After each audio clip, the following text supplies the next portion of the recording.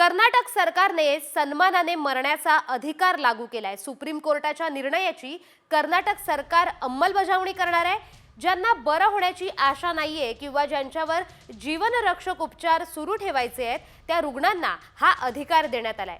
हा कायदा लागू करणारं कर्नाटक हे देशातलं पहिलं राज्य ठरलंय। कर्नाटक सरकारनं खासगी आणि सरकारी रुग्णालयांसाठी हा आदेश जारी केलाय। ज्या रुग्णालयात अशा रुग्णांवर उपचार सुरू आहेत त्यांना हा आदेश लागू असेल। महाराष्ट्र, गोवा आणि केरळमध्येही या निर्देशाची अंमलबजावणी करण्याचं नियोजन सुरू असल्याचं तज्ञांचं म्हणणं आहे। तर हा कायदा नेमका काय आहे पाहूयात ग्राफिक्सच्या माध्यमातून। सन्मानाने मरण्याचा अधिकार आयुष्य अखेरीस सन्मानाने उपचार चालू ठेवायचा की नाही याचा अधिकार आहे।